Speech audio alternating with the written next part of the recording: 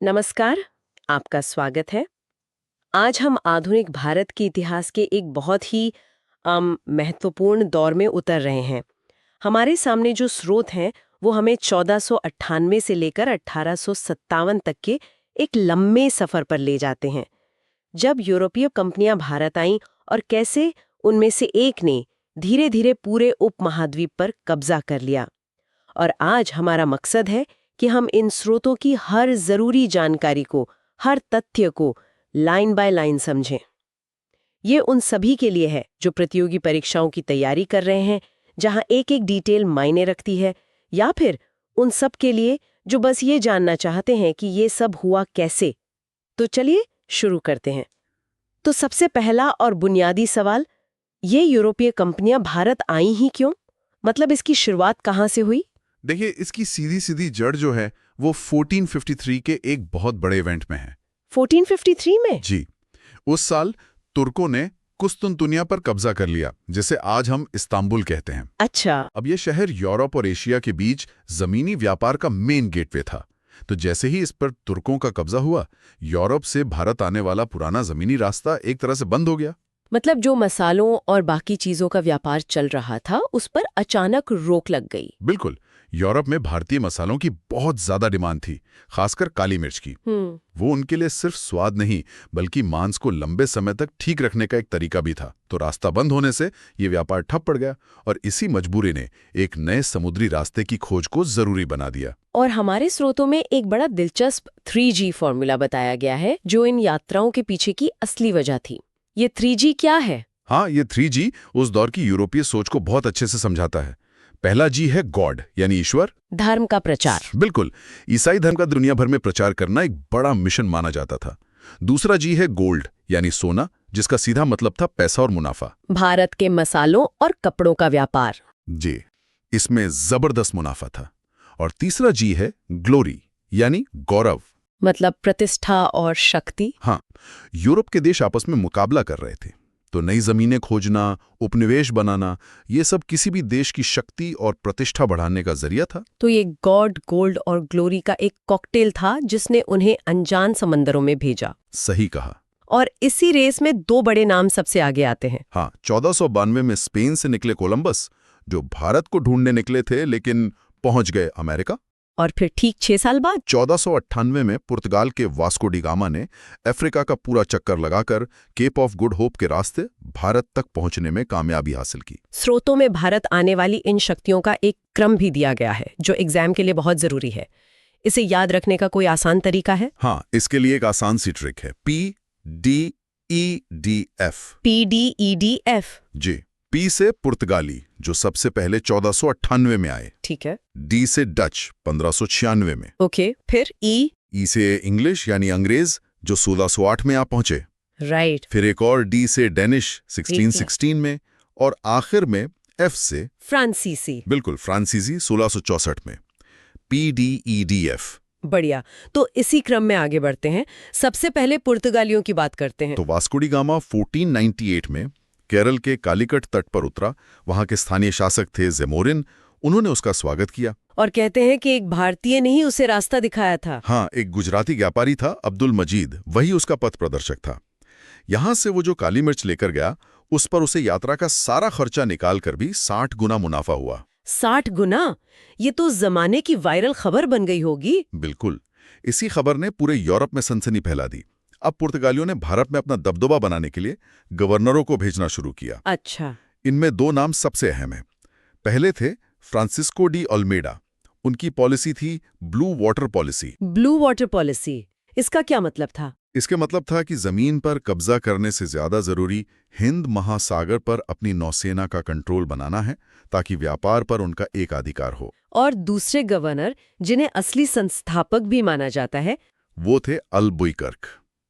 इन्होंने अल्मेडा की सोच के बिल्कुल उलट जमीन पर कब्जा करने पर जोर दिया। 1510 में इन्होंने बीजापुर के सुल्तान से गोवा छीन लिया, जो अगले 450 साल तक पुर्तगालियों का हेडक्वार्टर बना रहा। और उन्होंने आबादी बढ़ाने के लिए एक अजीब नीति भी अपनाई थी। हाँ, उन्होंने पुर्तगाली लोगों को भारतीय महिलाओं से शादी करने के लिए प्रोत्साहित किया था। तो ये तो हुई राजनीति की बात। क्या पुर्तगाली अपने साथ कोई सांस्कृतिक बदलाव भी लाए? हाँ, बहुत बड़ा बदलाव लाए। भारत में पहली प्रिंटिंग प्रेस 1556 में गोवा में पुर्तगालियों ने ही लगाई। अच्छा। चर्च बनाने का जो गॉथिक स्टाइल है वो भी वही लाए। और सबसे मजेदार बात, आज जो हमारे खाने का हिस्सा हैं, आलू, टमाटर, लाल मिर्च, तंबाकू और मक्का, ये सब पुर्तगाली ही भारत लाए थे। क्या बात है, मतलब पुर्तगालियों से पहले भारत में आलू के परांठे नहीं बनते थे? एक तरह से नहीं। खैर, पुर्तगालियों के बाद लाइन में थे डच। उनके बारे में हमारे स्रोत क्या बताते हैं? डच यानी आज के नीदरलैंड्स के लोग, उनकी कंपनी 1602 में बनी। उन्होंने अपना मेन सेंटर पूर्वी तट पर मसूलीपट्टनम को बनाया और 1605 में वहीं पहली फैक्ट्री खोली। लेकिन उनका सबसे बड़ा योगदान था भारतीय सूती कपड़े को एक्सपोर्ट की सबसे बड़ी चीज बनाना। उनसे पहले सबका ध्यान सिर्फ मसालों पर था। तो फिर वो अंग्रेजों से रेस में पीछे कैसे रह गए? क्योंकि वो अंग्रेजों से एक निर्णायक लड़ाई हार गए। 1759 में बंगाल में बेदारा का युद्ध हुआ। ओके। इस लड़ाई में अंग्रेजों ने डचों को बुरी तरह हराया, जिसके बाद भारत में उनकी राजनीतिक ताकत लगभग खत्म हो गई। और अब आते हैं कहानी के मेन किरदार पर। वो कंपनी जो व्यापार करने आई थी लेकिन भारत की मालिक बन बैठी, ब्रिटिश ईस्ट इंडिया कंपनी। बिल्कुल, इसकी स्थापना हुई 31 दिसंबर 1600 को, जब महारानी एलिजाबेथ प्रथम ने एक चार्टर देकर इसे 15 सालों के लिए पूरब के साथ व्यापार करने का एकाधिकार दे दिया। और भारत वो 1608 में पहुंचे। जी, उनका पहला प्रतिनिधि कैप्टन हॉकिंस मुगल बादशाह जहांगीर के दरबार में पहुंचा। जहांगीर ने तो उसे इंग्लिश खान की उपाधि भी दे दी थी, मतलब वो उससे काफी इम्प्रेस हो गया था। हाँ, जहांगीर इसकी बातों से और उसके तौर तरीकों से बहुत प्रभावित हुआ और उसे 400 का मनसब भी दिया। अच्छा। इसके बाद 1613 में अंग्रेजों ने सूरत में अपनी पहली परमानेंट फैक्ट्री खोली और धीरे धीरे अपने पैर फैलाए। 1632 में उन्हें गोलकुंडा के सुल्तान से सुनहरा फरमान मिला। सुनहरा फरमान? हाँ, मतलब सिर्फ 500 पैगोडा सालाना देकर उन्हें पूरे राज्य में फ्री ट्रेड की इजाजत मिल गई। एक मिनट, उन्हें बंबई तो दहेज में मिला था ना? है ना? हाँ, ये भी एक बहुत दिलचस्प किस्सा है। 1661 में इंग्लैंड के राजा चार्ल्स द्वितीय की शादी पुर्तगाल की राजकुमारी से हुई, तो पुर्तगालियों ने दहेज में उन्हें पूरा बंबई द्वीप दे दिया। और राजा ने उसे कंपनी को किराए पर दे दिया? जी हाँ, 1668 में सिर्फ 10 पाउंड सालाना किराए पर। एक तरह से कंपनी की लॉटरी लग गई। लेकिन मुझे स्रोतों में 1717 के एक शाही फरमान का जिक्र मिला, जिसे कंपनी का मैग्ना कार्टा कहा गया है। ये इतना बड़ा नाम क्यों दिया गया? इसे मैग्ना कार्टा इसलिए कहा गया क्योंकि इसमें कंपनी को वो अधिकार दिए जो किसी को नहीं मिले थे। ये मुगल बादशाह फर्रुखसियर ने दिया था।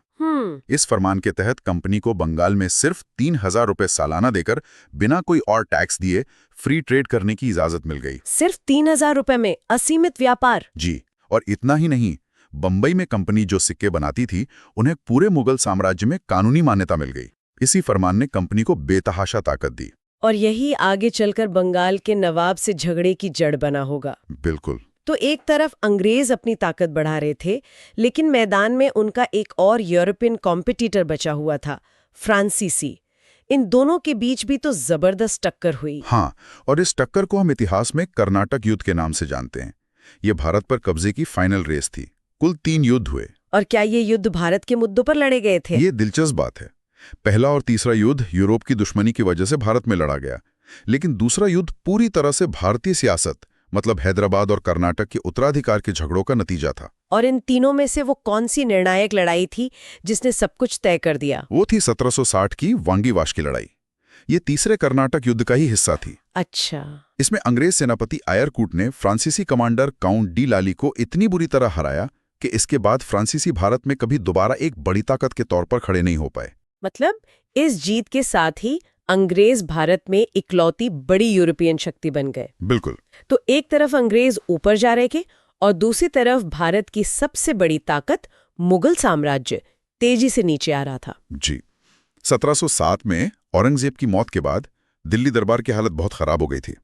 बादशाह इतने कमजोर थे कि उन्हें मजाकिया उपाधियों से जाना जाता था, जैसे शाहे बेखबर और लंपट मूर्ख। हाँ, ये नाम ही बताते हैं कि दिल्ली में केंद्रीय सत्ता कितनी खोखली हो चुकी थी। और इसी दौर में मोहम्मद शाह रंगीला के समय नादिर शाह का हमला हुआ था। हाँ, मोहम्मद शाह को रंगीला बादशाह कहते थे।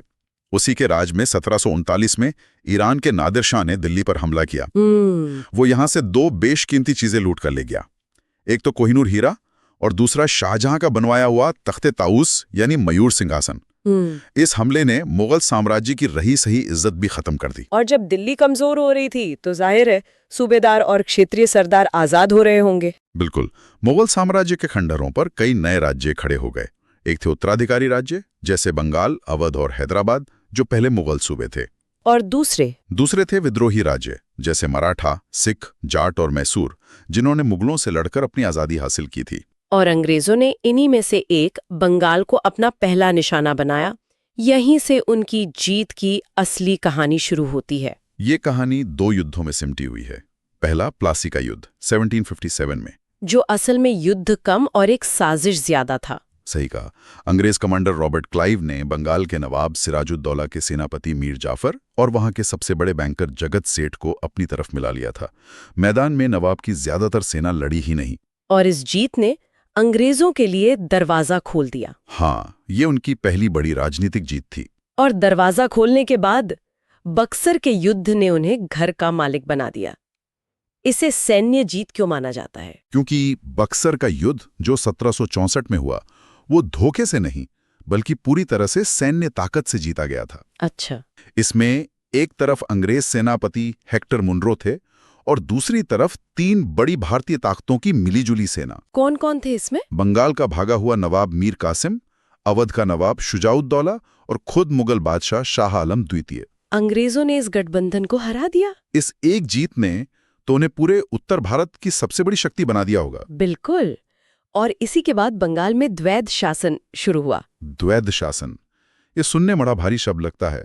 आसान भाषा में इसका मतलब क्या था? ये अंग्रेजों की सबसे बड़ी चालाकी थी। इसका मतलब था जिम्मेदारी नवाब की और अधिकार कंपनी का। अच्छा। मतलब कानून व्यवस्था, प्रशासन, ये सब सिरदर्द नवाब का था, लेकिन पैसा वसूलने का अधिकार, जिसे दीवानी कहते हैं, वो कंपनी के पास था। Power without responsibility. Exactly. Bengal के बाद अंग्रेजों का अगला बड़ा टकराव दक्षिण में मैसूर से हुआ। वहां हैदर अली और टीपू सुल्तान थे। जी, मैसूर उस समय हैदर अली के नेतृत्व में एक बहुत ताकतवर राज्य था। हैदर अली पहला भारतीय शासक था जिसने किसी बड़ी लड़ाई में अंग्रेजों तो हराया था। और उसके बाद उसका बेटा टीपू सुल्तान आया। हाँ, जो अपने समय से बहुत आगे की सोचता था। वो फ्रांसीसी क्रांति से प्रभावित था, जैकोबिन क्लब का मेंबर बना और रॉकेट टेक्नोलॉजी में माहिर था। टीपू सुल्तान और रॉकेट टेक्नोलॉजी, ये तो बड़ा सरप्राइजिंग कनेक्शन है। जी हाँ, टीपू ने अपनी सेना में रॉकेट का प्रभावी इस्तेमाल किया था, जिसने अंग्रेजों को भी चौंका दिया था। अंग्रेजों और मैसूर के बीच कुल 4 युद्ध हुए। पहले में हैदर अली जीता, दूसरे के बीच में हैदर की मौत हो गई, तीसरे में टीपू हार गया और आखिर में 1799 में चौथे युद्ध में लॉर्ड वेलेस्ली ने हमला किया, जिसमें टीपू सुल्तान लड़ते हुए मारा गया और मैसूर पर अंग्रेजों का कब्जा हो गया। जी।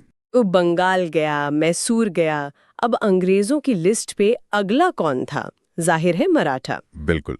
मराठा शक्ति 1761 में पानीपत की तीसरी लड़ाई में हार के बाद से ही कमजोर पड़ने लगी थी।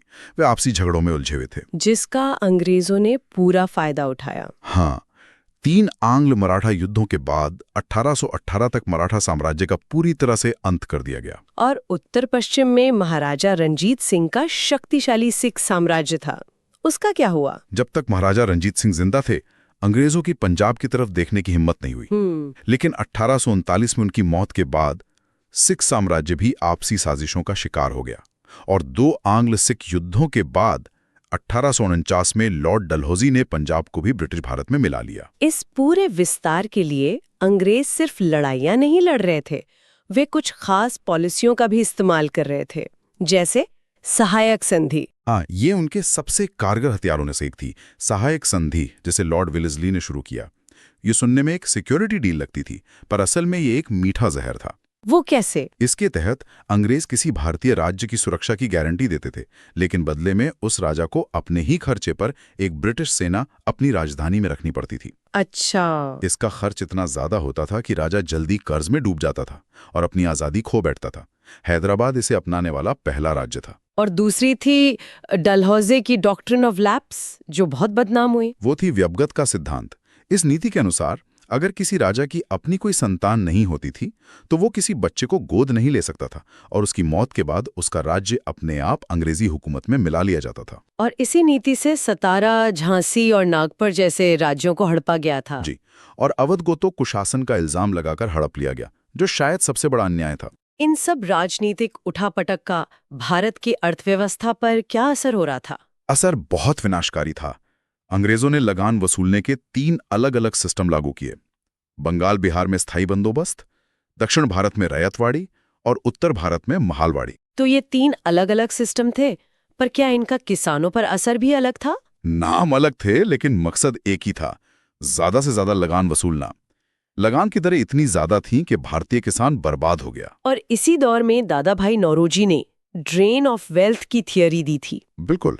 अपनी किताब poverty and un-British rule in India में उन्होंने बताया कि कैसे भारत का पैसा तनख्वाह, पेंशन और मुनाफे के तौर पर इंग्लैंड जा रहा है और बदले में भारत को कुछ नहीं मिल रहा। और इन 100 सालों के गुस्से, शोषण और अन्याय का नतीजा था 1857 का महासंग्राम। हाँ, वो विद्रोह जिसकी शुरुआत चर्बी वाले कारतूसों की अफवाह से हुई, असल में 100 साल के दबे हुए गुस्से का विस्फोट था। दिल्ली में बहादुर शाह जफर, लखनऊ में बेगम हजरत महल, कानपुर में नाना साहिब और झांसी में रानी लक्ष्मीबाई, ये सब इस विद्रोह के बड़े चेहरे बने। जी। स्रोतों में बिहार के बाबू कुंवर सिंह का जिक्र बहुत सम्मान से किया गया है। हाँ, जगदीशपुर के बाबू कुंवर सिंह इस क्रांति के महानायक थे। 80 साल की उम्र में उन्होंने जो बहादुरी दिखाई वो कमाल की थी।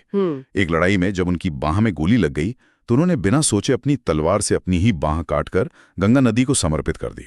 ऐसी वीरता की मिसालें बहुत कम मिलती हैं। इतनी बहादुरी के बावजूद ये क्रांति असफल क्यों हो गई? इसके कई कारण थे। कोई एक सेंट्रल लीडरशिप नहीं थी। ये विद्रोह पूरे भारत में नहीं फैला। दक्षिण भारत इससे लगभग अछूता रहा। और सबसे बड़ी बात, भारत का पढ़ा लिखा तबका और कई बड़े राजा महाराजा इससे दूर रहे। कुछ ने तो अंग्रेजों का साथ भी दिया। जी। और इस क्रांति का सबसे बड़ा और सीधा परिणाम क्या निकला? सबसे बड़ा परिणाम था 1858 का भारत शासन अधिनियम। भारत से ईस्ट इंडिया कंपनी का राज खत्म कर दिया गया और भारत सीधे ब्रिटिश ताज यानी महारानी के शासन के अधीन आ गया। और गवर्नर जनरल का पदनाम बदलकर वाइसराय कर दिया गया। हाँ, और लॉर्ड कैनिंग पहले वाइसराय बने। डलहौजी की राज्य हड़पने की नीति भी खत्म कर दी गई। और जैसा वीडी सावरकर ने कहा, भले ही असफल रहा पर यह भारत का प्रथम स्वतंत्रता संग्राम था। 1857 के बाद अंग्रेजों का राज असल में था कैसा? इन नोट्स को अगर हम देखें तो एक बात साफ उभर कर आती है कि गुस्सा 3 वजहों से पनप रहा था: राजनीतिक, आर्थिक और सामाजिक, धार्मिक। अच्छा। हाँ, और ये तीनों मिलके एक तरह का विस्फोटक माहौल तैयार कर रहे थे। तो राजनीतिक कारणों से ही शुरू करते हैं। 1858 में ईस्ट इंडिया कंपनी का राज खत्म हुआ और भारत सीधे ब्रिटिश क्राउन के शासन में आ गया। सुनने में तो ये बहुत बड़ा बदलाव लगता है, पर क्या जमीन पर कुछ बदला?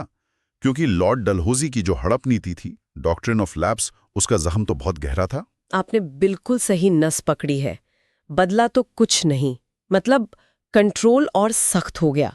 हड़प नीति जैसी नीतियां सिर्फ राजनीतिक नहीं थीं, वो एक तरह का धोखा थीं। भारतीय राजाओं को लगा कि उनके साथ वादे तोड़े जा रहे हैं। और जब शासकों का भरोसा टूटता है तो प्रजा में बेचैनी फैलना तो लाजमी है। लेकिन असली मार राजनीति से नहीं बल्कि अर्थव्यवस्था से पड़ रही थी। और यहीं पर दादा भाई नौरोजी की ड्रेन ऑफ वेल्थ थ्योरी का जिक्र आता है। मुझे हमेशा लगता है कि ये सिर्फ एक आर्थिक सिद्धांत नहीं था, ये एक तरह का वैचारिक बम था। बिल्कुल सही कहा आपने, ये एक वैचारिक बॉम्ब ही था, क्योंकि इसने पहली बार अंग्रेजों के उस दावे की हवा निकाल दी कि हम भारत को सभ्य बना रहे हैं। नौरोजी ने आसान भाषा में आंकड़ों के साथ समझाया कि ये विकास नहीं, ये एक सुनियोजित लूट थी, जिसमें भारत का पैसा और संसाधन सब इंग्लैंड जा रहा था। इस एक विचार ने पढ़े लिखे भारतीयों को ब्रिटिश राज के खिलाफ एक नैतिक और तार्किक हथियार दे दिया। सही बात है। ऊपर से वो भू राजस्व की प्रणालियां, स्थायी बंदोबस्त, रैयतवाड़ी, महालवाड़ी, उनका एक ही मकसद था, किसान की जेब से ज्यादा पैसा कैसे निकाला जाए। अब तीसरा बड़ा कारण जो आपने बताया वो था अंग्रेजों का समाज और धर्म में दखल। हालांकि सती प्रथा पर रोक जैसे कदम आज हमें सही लगते हैं, पर उस वक्त के समाज ने इसे कैसे देखा होगा?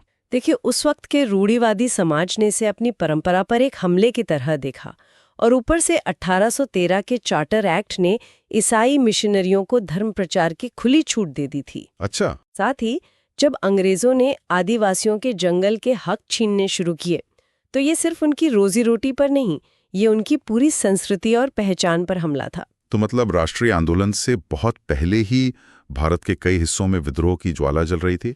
चलिए बिहार और झारखंड के कुछ प्रमुख जनजाति विद्रोहों को देखते हैं। हाँ, और इन शुरुआती विद्रोह में एक दिलचस्प पैटर्न दिखता है, जैसे पहाड़िया विद्रोह जो 1778 में हुआ, फिर संथाल विद्रोह 1855-56 में। हाँ, संथाल विद्रोह ये तो बहुत बड़ा था। जी, दामिनेको क्षेत्र में सिद्धू, कान्हू, चांद और भैरव के नेतृत्व में, और ये दीकू मतलब बाहरी लोगों के शोषण के खिलाफ था। और फिर आता है बिरसा मुंडा का उलगुलान यानी महाविद्रोह।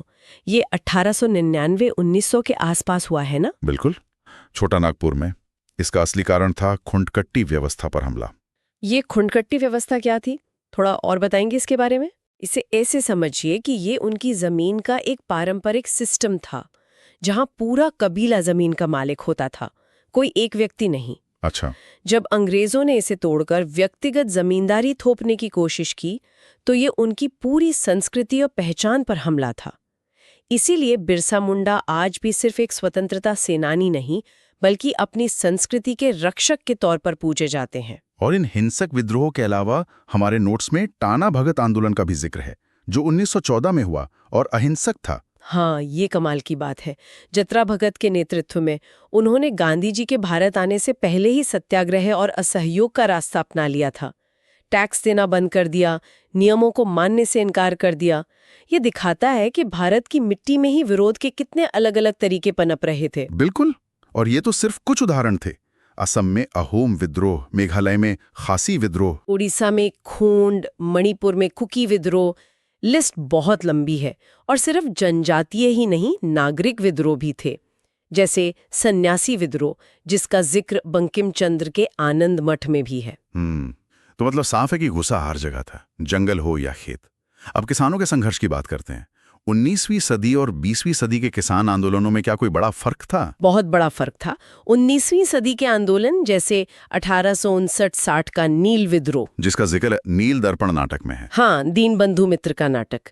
तो ये आंदोलन ज्यादातर स्थानीय होते थे और अक्सर हिंसक हो जाते थे। पावना विद्रोह हुआ, दक्कन विद्रोह हुआ। पर 20वीं सदी में ये कैसे बदला? 20वीं सदी में आंदोलन ज्यादा संगठित और राष्ट्रीय हो गए, खासकर गांधी जी के आने के बाद। चंपारण सत्याग्रह 1917 वो इसका सबसे बड़ा उदाहरण है। बिल्कुल, चंपारण में गांधी जी ने सिर्फ किसानों की लड़ाई नहीं लड़ी, उन्होंने दिखाया कि कैसे एक स्थानीय मुद्दे को राष्ट्रीय स्तर पर उठाया जा सकता है।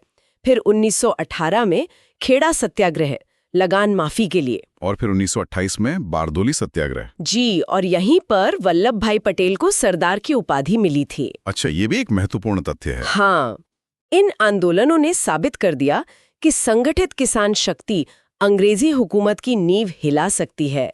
और इसी सोच के साथ 1936 में स्वामी सहजानंद सरस्वती ने अखिल भारतीय किसान सभा की स्थापना की। ये तो हुई राजनीतिक और आर्थिक लड़ाई, लेकिन इसके समानांतर एक वैचारिक लड़ाई भी चल रही थी, समाज सुधार की।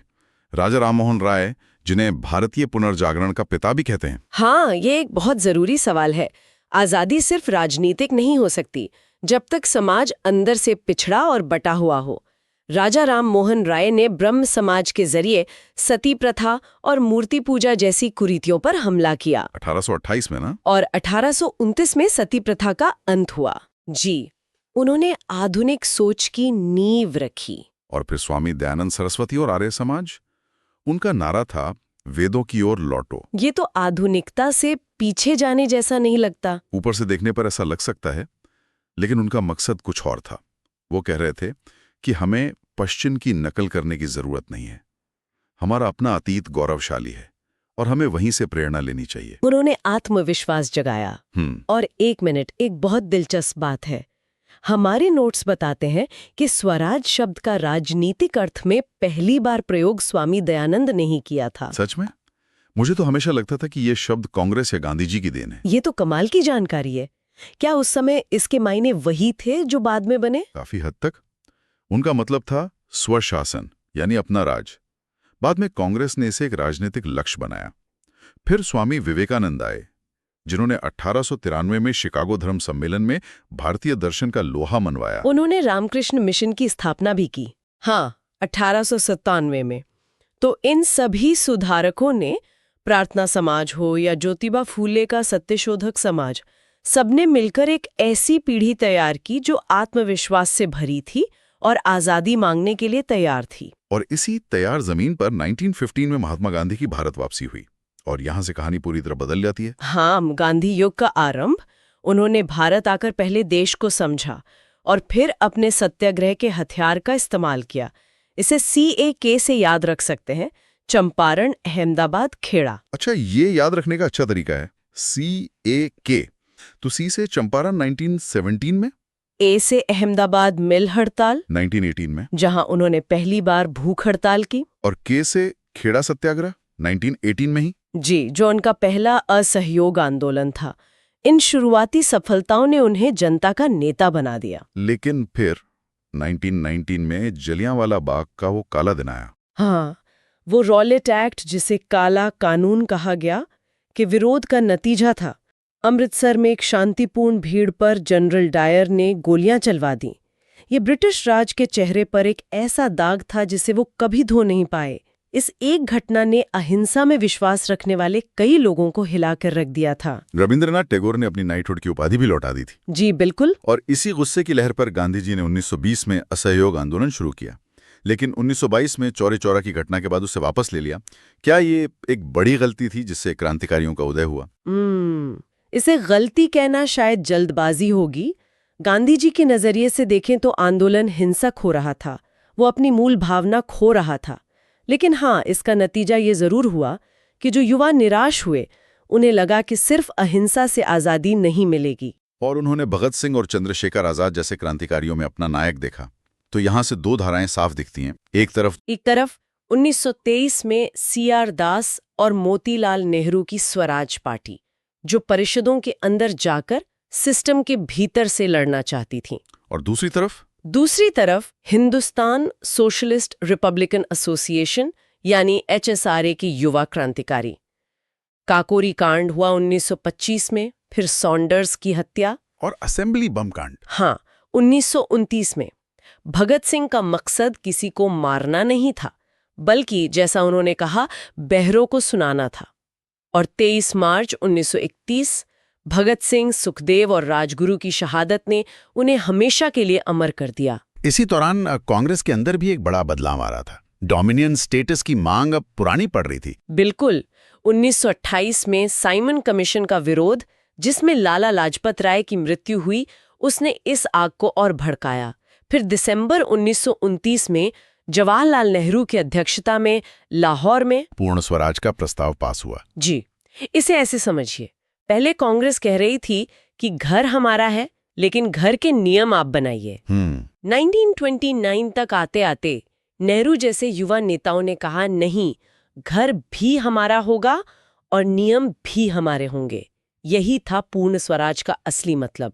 और 26 जनवरी 1930 को पहला स्वतंत्रता दिवस मनाने का फैसला किया गया। और इसी संकल्प को जमीन पर उतारने के लिए गांधी जी ने दांडी मार्च शुरू किया। हाँ, 12 मार्च 1930 का वो ऐतिहासिक दिन। नमक एक प्रतीक था। गांधी जी ने एक ऐसी चीज को चुना जो हर गरीब से गरीब भारतीय की जिंदगी से जुड़ी थी। सही बात है। नमक कानून तोड़कर उन्होंने ब्रिटिश साम्राज्य को एक सीधी और सरल चुनौती दी, जिसमें पूरा देश शामिल हो सकता था। और ऐसा ही हुआ। पेशावर में सीमांत गांधी खान अब्दुल गफ्फार खान से लेकर मणिपुर में रानी गाइदिन्यू तक पूरा देश उठ खड़ा हुआ। और इसी दौरान गांधी इरविन समझौता और पूना पैक्ट भी हुए। हाँ, 1931 में गांधी इरविन समझौता और 1932 में गांधी और अंबेडकर के बीच पूना पैक्ट। तो अब हम कहानी के आखिरी और सबसे निर्णायक दौर में पहुंच रहे हैं, भारत छोड़ो आंदोलन। जी, इसकी पृष्ठभूमि दूसरे विश्व युद्ध ने तैयार की। जब अंग्रेजों ने बिना पूछे भारत को युद्ध में धकेल दिया, तो ये आखिरी तिनका साबित हुआ। फिर क्रिप्स मिशन भी आया 1942 में, जो फेल हो गया। हाँ, और जिसे गांधी जी ने पोस्ट डेटेड चेक कहा था। इसके बाद वो समझ गए थे कि अब करो या मरो का वक्त आ गया है। और अगस्त 1942 में मुंबई के ग्वालियर टैंक मैदान से ये आंदोलन शुरू हुआ। इसकी सबसे खास बात क्या थी? इसकी सबसे बड़ी खासियत थी कि ये नेतृत्व विहीन था। अंग्रेजों ने ऑपरेशन जीरो आवर में रातों रात सारे बड़े नेताओं को गिरफ्तार कर लिया। होने लगा कि आंदोलन खत्म हो जाएगा। हाँ, पर हुआ इसका ठीक उल्टा। जनता खुद नेता बन गई। उषा मेहता का भूमिगत रेडियो चलाना हो या सतारा और बलिया में समानांतर सरकारें बनाना, ये साबित करता था कि आजादी की भावना अब जन जन तक पहुंच चुकी थी। तो आजादी की मंजिल तो दिख रही थी, लेकिन उस तक पहुंचने का रास्ता बंटवारे के खून से सन चुका था। हाँ, और ये इस कहानी की सबसे बड़ी त्रासदी है। 1946 के कैबिनेट मिशन ने पाकिस्तान की मांग तो खारिज कर दी थी, लेकिन मुस्लिम लीग ने 16 अगस्त 1946 को प्रत्यक्ष कार्यवाही दिवस मनाया। जी, और उससे जो भीषण हिंसा और दंगे भड़के, उन्होंने ये साफ कर दिया कि अब राजनीतिक बहस गलियों में होने वाली हिंसा में बदल चुकी थी। माउंटबेटन योजना ने बस उस पर कानूनी मुहर लगा दी। और 15 अगस्त 1947 को नेहरू के नियति से वादा भाषण के साथ भारत आजाद हुआ। लेकिन ये एक जख्मी आजादी थी। बिल्कुल, आजादी के साथ साथ 500 से ज्यादा रियासतों को एक करने की एक असंभव सी चुनौती थी। और इसका श्रेय जाता है लौह पुरुष सरदार वल्लभ भाई पटेल को। हाँ, उन्होंने अपनी सूझबूझ और दृढ़ता से जूनागढ़, हैदराबाद, कश्मीर, इन सभी रियासतों का विलय कराकर आज के भारत की भौगोलिक शक्ल तैयार की।